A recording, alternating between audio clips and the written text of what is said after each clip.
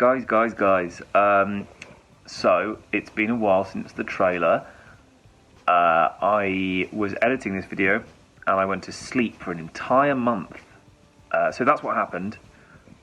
And that is what happened. Just thought I'd quickly mention that because I'm going to mention in this one that it's what I listened to in June, which may raise some eyebrows, but it is what I listened to in June. But, you know, I've not done one for July, so in a way I've actually I've saved myself a lot of work. So here's the video. Guys, you know those days when just everything's going wrong? This is one of them. So obviously this is the day that I've decided to, you know, record the first of a new lot of videos. I've got mics in my room, so there's currently something called a smoke bomb going off in there, which is supposed to kill all of them. Doesn't mean I can't go in my room, and that means that I can't get my mic. So that's why we've got bad audio quality today. That will be remedied in the future. But I'm kind of sitting closer and I hope that makes up for it to an extent, but who knows. It's also way too hot, and as a result of it being such lovely weather, which I mean I'm not going to complain about because at some point the weather will be gross again and I don't want to throw it back in its face, but as a result of that the pollen count is absolutely through the roof. So that's why I sound a touch bunged up.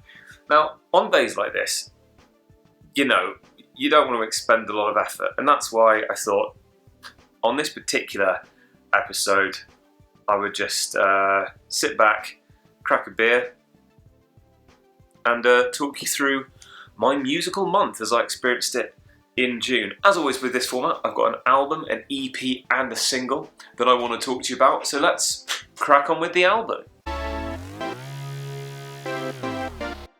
Now, I make no secret of the fact that I'm quite a big Flying Lotus fan. You're Dead was one of my favourite albums, if not my favourite album of that year, although I will say that Flamagra did disappoint me. However, back to You're Dead, I liked it so much that I bought this. It's the super limited edition vinyl in the nice old box. It's got the instrumental version of the album as another record bundled in with it, but I'm a sucker for a good box set. What can I say? So imagine my delight when I found out that Flying Lotus was going to be scoring a new anime from Netflix. It's called Yasuke, and it is... it's just very, very good. It's got pretty much everything that you'd want from an anime. It also doesn't run too long. I personally find that puts me off of animes a lot. You know, I'd love to start watching One Piece, but at this point there's probably, I think, 15,000 episodes or something like that. You know, near to that, I would say.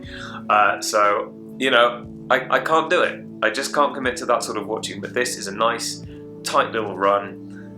It doesn't outstay its welcome, and, crucially, the music fucking slaps. Even without the context of watching the show, which was indeed how I first listened to it, the album is just great. It's got everything that you'd expect from Flying Lotus, but there's a whole lot of kind of more traditional Japanese sounding instrumentation in there as well. As always, I just want to pick up on a couple of tracks to give you an idea of how I feel about it. I would always recommend that you go and check these out for yourself, otherwise I wouldn't be talking about them. This isn't a review, it's just me saying what I think is good. The first track that I, and I think a lot of other people, heard from this record was Black and Gold featuring Thundercat, and weirdly, if someone asked you, if you know anything about these guys' music, if someone asked you to imagine Flying Lotus and Thundercat making a theme song for an anime,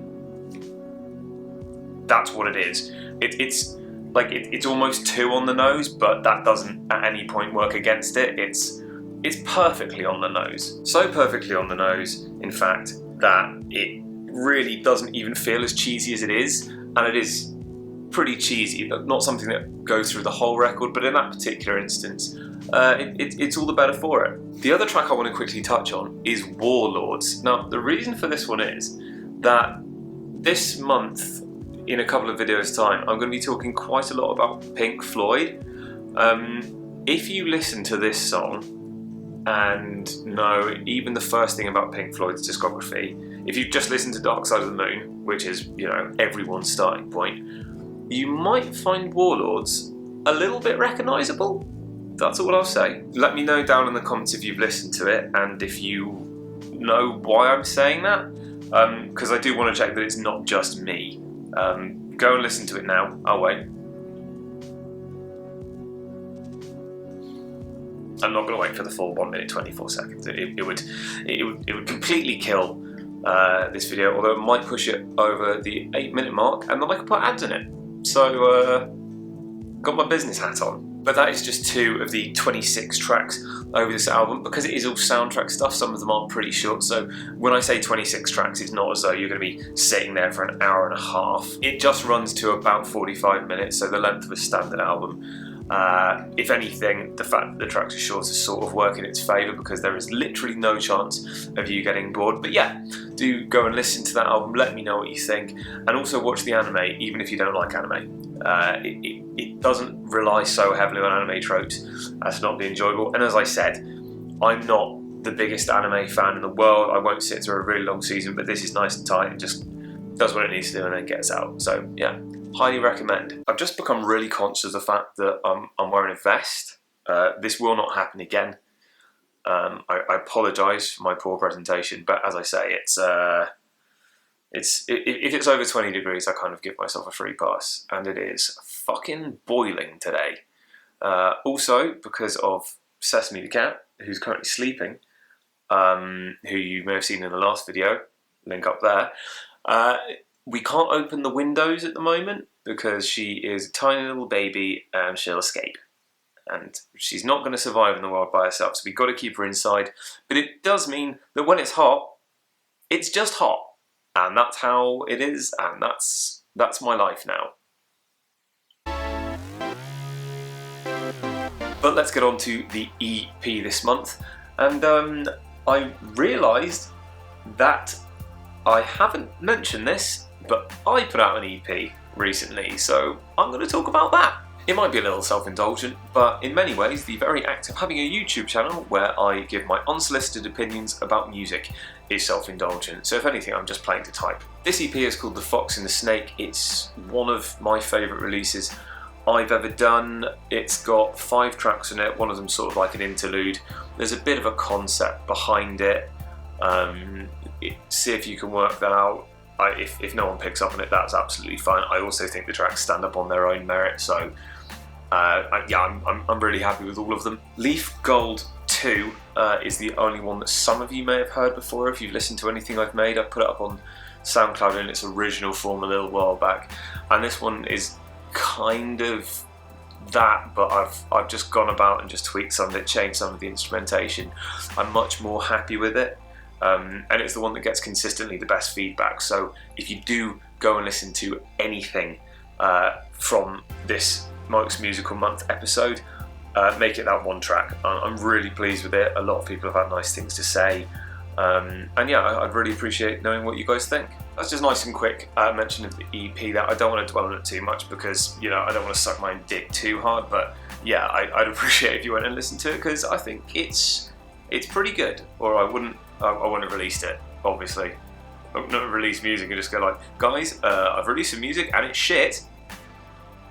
Wouldn't make sense at all. Now for a single. Not many people do singles, but I thought, you know, we're going down a slightly self-indulgent route today, so I thought I would just do a single from my favourite band. That's right, I'm going to talk about Enter Shikari again. I want to talk about their single Stop the Clocks today, just because, you know, it's pretty nice. I would argue that in terms of the sort of popular style that they were going for on the Spark, this is actually one of the better examples. A lot of people sort of think that it occupies the same space sonically as the Sights, and I agree with them. I think this does it better, to be honest with you. I would recommend this one over the Sights any day of the week. I think it's a bit of a bop, as the kids say. It's also one of those examples where like it does kind of pay to have been a fan of the band before. If you are familiar with their live stuff, if you've heard the Live at Alexandria Palace 1 album, because they did 2, and I think they're going to do a 3rd when I go and see them in, I think, November or December. It's been pushed back 3 times because of the thing that you're not allowed to say on YouTube.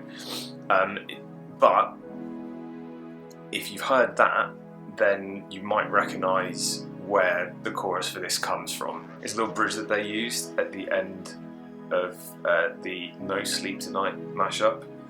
So yeah, it's a nice little surprise for fans there. But that's what I'm going to say. Yeah, like I said, I just wanted to make a nice, simple video, kick back, crack open a cold one with the boys, and now I'm just going to go and lie completely spread-eagled in the coolest room in my house. See you on the next one. Hey guys, thanks for watching. Sorry this one took a while. The next one will not take as long, but I think I say that every single video now.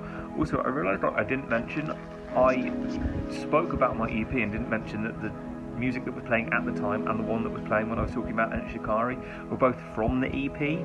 So they are. So if you like those, you know, go and listen to the whole thing. As always, let me know if you've listened to any of what I mentioned today. And if you do like what I'm doing, don't forget to subscribe. I really appreciate it. Have a great week.